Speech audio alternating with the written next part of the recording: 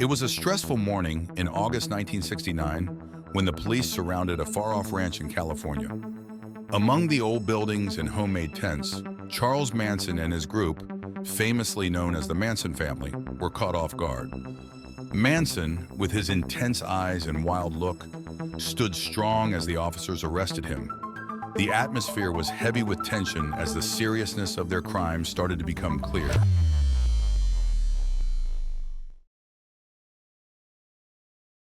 To understand the Manson family, you first need to understand Charles Manson himself.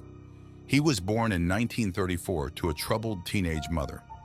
Manson's early life was full of problems and bad behavior. He spent a lot of his youth in reform schools and later moved on to bigger crimes like armed robbery. In the late 1960s, Manson attracted a group of mostly young, easily influenced people who were drawn to his charm and promises of a perfect society. They lived together on isolated ranches where Manson had total control over them. He preached a strange mix of ideas about an end-of-the-world race war, which he called helter-skelter. The Manson family became infamous mainly because of the brutal murders they committed in August 1969. On the night of August 8th, they horribly killed actress Sharon Tate, who was 8 months pregnant, and 4 others at her home in Los Angeles. The scene was extremely violent and showed a shocking lack of respect for human life. The next night, Manson sent his followers to the home of Leno and Rosemary LaBianca in another part of the city. The couple was brutally murdered, and the crime scene once again showed the Manson family's willingness to commit terrible acts because of their leaders' twisted beliefs. After these shocking murders, panic spread throughout Los Angeles and beyond. The police were under huge pressure to solve the crimes quickly. Clues started to appear that connected Manson and his followers to the murders, including witness statements and physical evidence found at the crime scenes. Susan Atkins, one of Manson's most loyal followers, eventually admitted her part in the murders.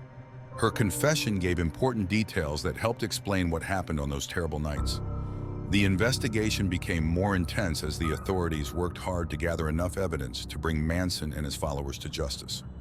The trial of Charles Manson and his followers started with a lot of media attention and public interest. Held in Los Angeles, the courtroom turned into a stage for Manson's dramatic behavior and the shocking stories of his followers' actions.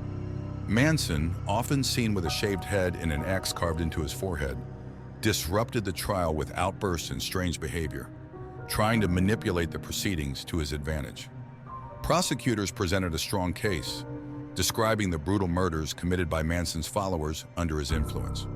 Witnesses testified about Manson's control over the group and his apocalyptic beliefs that led to the killings. Despite Manson's attempts to show himself as a victim of society, the evidence against him was overwhelming.